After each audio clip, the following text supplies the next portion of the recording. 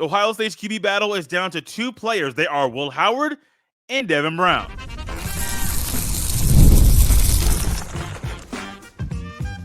You are Locked On Buckeyes, your daily podcast on the Ohio State Buckeyes. Part of the Locked On Podcast Network, your team every day. Welcome in, Buckeye fans, to a Monday edition of Locked On Buckeyes, part of the Locked On Podcast Network, your team every day. Here on Monday, August 12th, in the year 2024, I'm your host, Jay Stevens, also the host of the Jay Stevens Podcast, and today's episode is brought to you by FanDuel.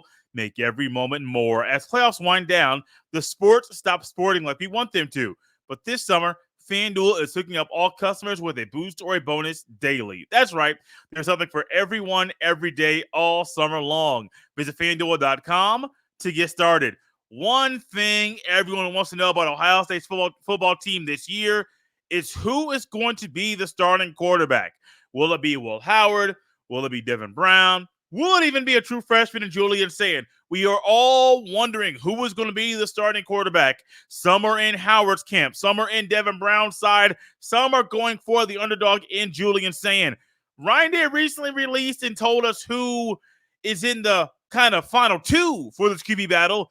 It's Will Howard and Devin Brown. And ultimately right now, we've heard a lot of conversations, really more conversations about Julian Sand than Devin Brown. But let's not lose sight that Devin Brown's not only been there longer, he's proven that he's worthy to be in the running for Ohio State's QB competition, QB1 this year. He's been there longer. He was in the battle last year, worked so much and fought so hard to take that battle into the regular season. And ultimately right now, this year, yeah, Will Howard's the front runner, as he should be. He's played more football. He's won more things. He's done he did a lot of good things at Kansas State. He is getting the attention of the vets at Ohio State. So he should be right there. Ultimately, absolutely, he should be right there.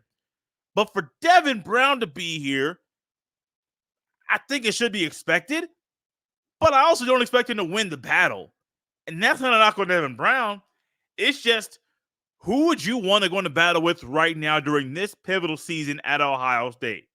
Would you want the guy who's more experienced, who's won a conference title, who upset the future or the team that eventually was a national runner-up in that season, played a lot, can do what you want with the quarterback with his legs on the ground, can make the throws that you want him to, still working with the accuracy?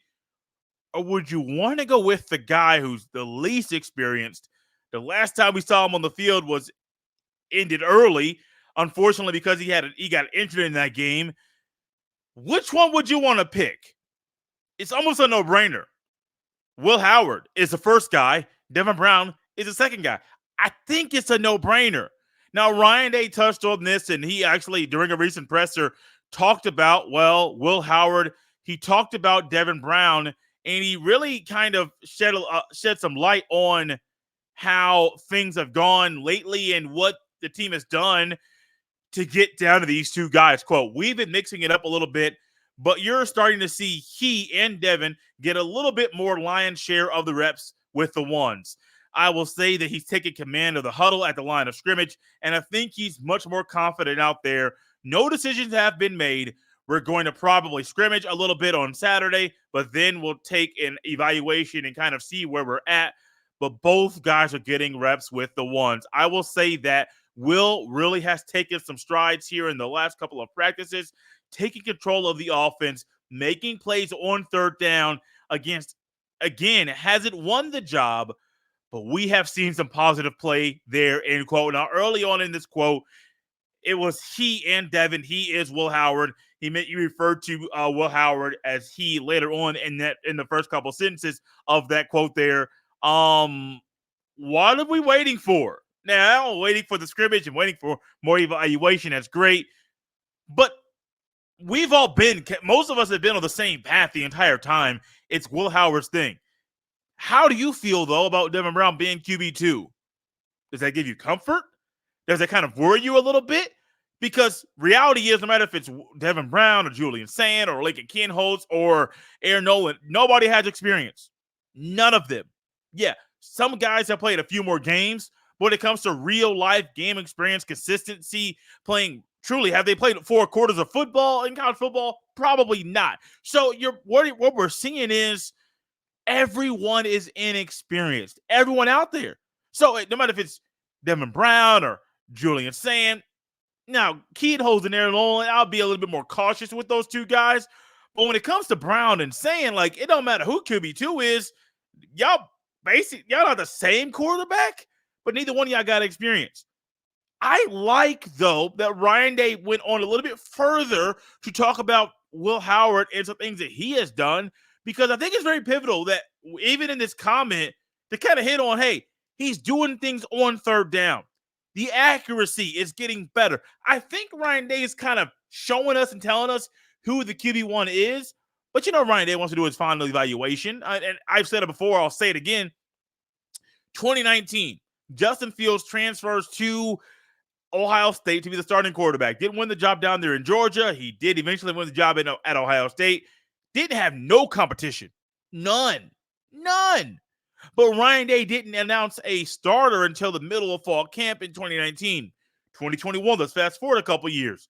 CJ Stroud, Jack Mel III. Those are the two front runners. They were there the previous year as, hey, we don't want to name a backup quarterback, but in the biggest game of the year, at least at that point in time, in that playoff game against Clemson, Fields comes out. Who took his spot? Fields. So that kind of showed us what we really believed, was that Fields had the upper hand in that battle. We believe that all offseason, but they did not name a starter in 2021 until the middle of fall camp. Last year, we all kind of had a feeling, well, it was a little bit more mixed. McCord or Brown, who was it going to be? And I was a McCord guy all summer. You can go back and check the archives, you will see that. But Devin Brown was still in the mix. Unfortunately, Ryan Day didn't name a starting quarterback till I think the end of week 2. Didn't feel secure about that until the end of week 4 after the Notre Dame win. Okay.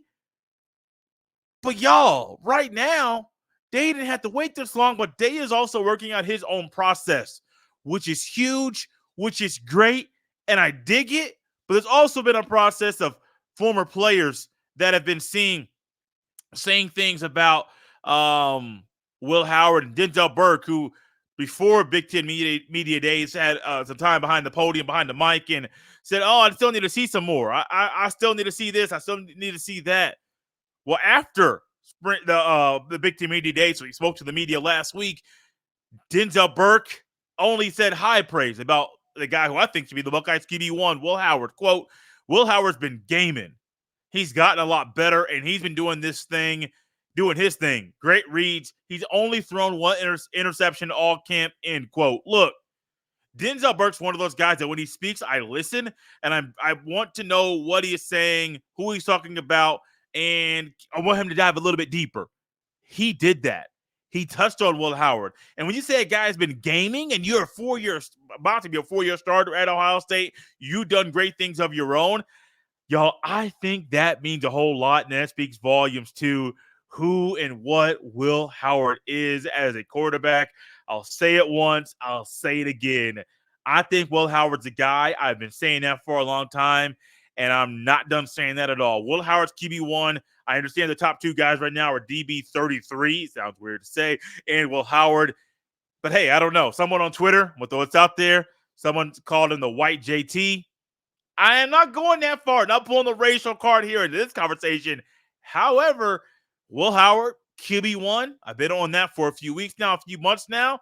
And I'm even more on that after hearing Denzel Burke talk about Will Howard and what he's been doing during fall camp. Jeremiah Smith has been there. He's an early enrollee. He's been doing some great things during fall camp. And he's doing something special, unique, to block out the noise heading into his freshman campaign at Ohio State. This episode is brought to you by eBay Motors. Passion, drive, and patience. The formula for winning championships is also what keeps your ride or die alive. eBay Motors has everything you need to maintain your vehicle and level it up to peak performance. Superchargers, roof racks, exhaust kits, LED headlights, and more. Whether you're into speed, power, or style, eBay Motors has you covered. With over 122 million parts for your number one ride or die, you'll always find exactly what you're looking for. And with eBay Guaranteed Fit, your part is guaranteed to fit your ride every time or your money back. Because with eBay Motors, you're burning rubber, not cash. With all the parts you need at the prices you want, it's easy to make your car the MVP and bring home huge wins. Keep your ride or die alive at ebaymotors.com. Eligible items only, exclusions apply. eBay guaranteed fit, only available to U.S. customers. This episode is brought to you by Billiards Plus. Billiards Plus has the best selection of pool tables, game tables, shuffleboard tables, and more. And the best service in Central Ohio. Everything you need for in-home and even backyard entertainment is at Billiards Plus. They are family owned and operated. And when you talk to the staff at Billiards Plus, you know you're talking to an expert who won't steer you wrong. No matter the season, Billiards Plus has you covered for all your indoor and outdoor entertainment needs. Kenny, Sarah, and the whole staff will always go above and beyond to give you the best customer service in the industry. And check out some of their new games in stock now. Billiards Plus. Visit their showroom on Dublin Center Drive in Dublin. Thank you for making Locked On Buckeyes your first listen of the day. For your second listen, enjoy the Locked On College Football Podcast. Spencer McLaughlin gets you ready for an exciting season on the gridiron with discussion on the upcoming season and the ever-changing landscape of college athletics, including conference realignment, the transfer portal, NIL, new college football expanded playoffs, and more. Locked On College Football is available on YouTube and wherever you get podcasts.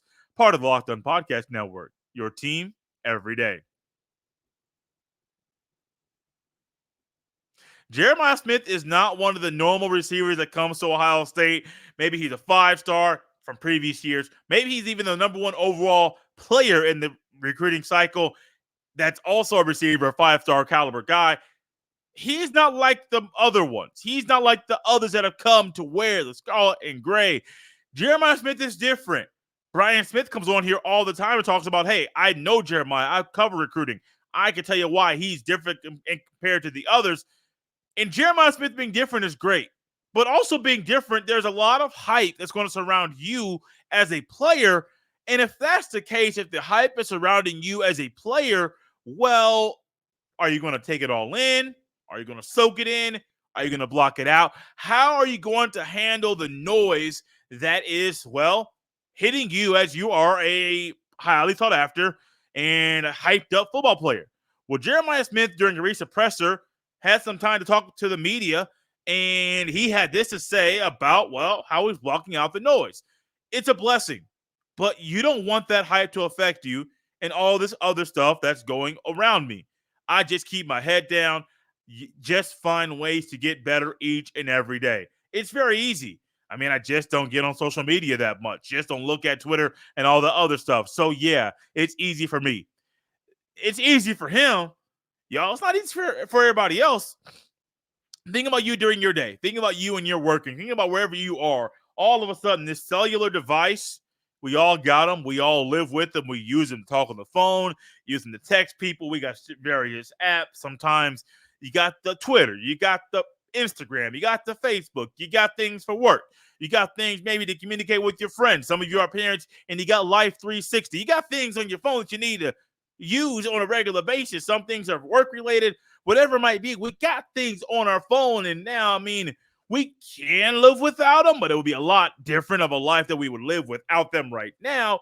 But look, Jeremiah Smith, he's 18 years old. I think he may have just turned 18, actually. He has a mindset, and we've heard all the time from Locked On recruiting analyst Brian Smith about Jeremiah Smith and really talking about saying, hey, this kid's different. This young man is different than the others. And people may say different, like, is he truly that different? Is he truly a guy that is different in so many ways that we're trying to figure out, man, are you that different? What makes you so different than everybody else? And yes, he truly is different. He's wired a little bit different than everybody else in the best way, in a positive way. And I firmly believe that when it comes to a guy like this, that's this hyped up, as we know that receivers can be divas, and we know that receivers sometimes they want the attention. We all know they want the ball, but also when they want the ball, sometimes they get a little mouthy and they start rambling and they start chirping and they start going at the quarterback. Hey, man, give me the ball. I want that thing right now. Give me the ball. And all of a sudden they go to the coach and saying, look, now you know homie can't catch the rock. I'm your guy. Give it to me. And you know receivers all the time. And I would know when I was growing up, you got Keyshawn Johnson, you got Randy Moss, you got Terrell Owens, and these are guys that, I liked watching them play. Wasn't really the biggest T.O. fan when I was a kid, but what did I find? T.O. was good. T.O. was a good receiver. Chad Ochocinco, Chad Johnson, whichever name you want to call him. Now he's not really changing ever. Yeah, I can say he possibly has changed the narrative about him. Being on Nightcap with Shannon Sharp and the other things he's done. Look, these guys were known for talking. We're known for chirping. And even, I believe, Ochocinco was a guy that had a gold jacket celebration after a touchdown, I think. What is it? They want the attention. Most of the elite receivers want the ball.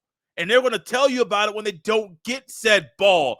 They want it all the time. Why? Because, y'all, they always open. And we can see the film. We can pinpoint, hey, bro, you was here. You wasn't open. On this play, you was here. You wasn't open. On that play, you wasn't. And they going to say, look, coach, man, look. I'm going to tell you this right now. I might have to say it again in the future. You may see that now. That corner don't see that. That corner sees me coming his way, and he knows one thing. I'm a dog. I'm going to get open. And when I get open, I'm about that action. I'm going to catch that rock. I'm going to run him over. I'm going to go in the end zone to score and do a little celebration. Look, it's just what it is. But Jeremiah Smith coming to Ohio State, one, with a more mature mindset than most people. Two, with more hypes running really any Ohio State player recruit I've ever seen or ever experienced.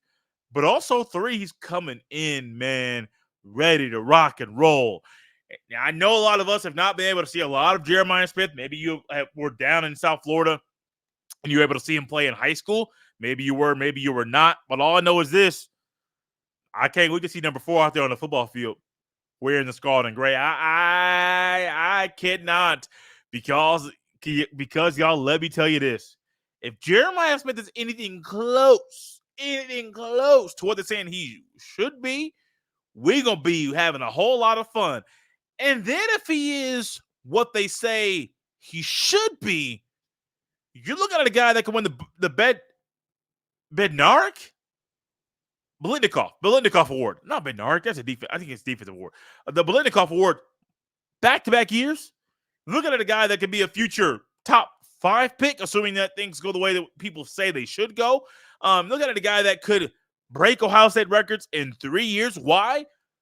Because he's that dude. I don't throw that phrase around all the time about players, about them being that dude, or saying that someone is a dude. Ohio State got dudes on both sides of the ball. Denzel Burke's a dude. Tuimoloau's a dude. Caleb Downs is a dude. Like, I'm not going to say all the guys on defense are dudes. Like, Cody Simon, not a dude. Like, he's good. Not in that upper tier. Henderson, Judkins, some dudes. Like, upper tier. As far as what they can be on Abuka, he's a dude. And Jeremiah Smith, he can be that. He can be that dude on the football field. And if he is what they say he should be, y'all watch out. Just telling you right now, y'all just watch out. Because Jeremiah Smith is going to put on a show inside the shoe. One thing I love about football players, really any athlete, I love when they talk trash. And the Buckeyes got a guy on defense that's always talking. This episode is brought to you by FanDuel Sportsbook. I love sports. I love them so much. I never want them to stop. But as the playoffs wind down, we get fewer games. And the sports aren't sporting like I want them to. But FanDuel lets me keep the sports going whenever I want. All I have to do is open the app and dream up bets anytime I'm in the mood. And this summer, FanDuel is hooking up all customers with a boost or a bonus daily. That's right. There's something for everyone, every day, all summer long. So head over to FanDuel.com and start making the most out of your summer. FanDuel, official sports betting partner of Major League Baseball. Thank you for making Locked On Buckeyes your first listen of the day. And let me tell you, one thing I love about athletes is I love the athletes that talk trash. It's ingrained in me to talk trash. It's ingrained in them to talk trash, y'all. I just live for these moments. I love it. Team USA was barking a little bit on the basketball court against France in the gold medal game. But what did I find? I saw a time out there. KD was chirping. I don't know who the Frenchman was, but what I saw was, hey, they not backing down. They're not afraid from y'all. Y'all the home team. We inside your court. Y'all fans are all around the arena, and what are we gonna find? Hey, we're not backing down from y'all. And ultimately, Steph Curry with the shot, boy, he went crazy. He went insane. So Steph Curry went off late in the game, but hey, what happened? Throughout that time, there was trash talk. Steph Curry, that little night, that can be used as trash talk. And Ohio State has a guy at that corner, number one, Devin who's a trash talker. Possibly one of the best on the team. And he said this about why he talks trash. Quote, I would say me talking trash forces me to bring it every single day because I have to back it up, end quote. Man, look, a lot of guys talk trash and can't back it up. Don't they have a desire to back it up? They just run their mouth. And you get out there on the field, you get out there on the court, make it out there on the course, you realize, look, bro, like you are not about that life. You're not about that trash talking life. Because if you were about the trash talking life, you would be someone that's like, oh, man, I got to back this up. You can talk trash, but if you don't back it up, talk is cheap. You're literally wasting your time.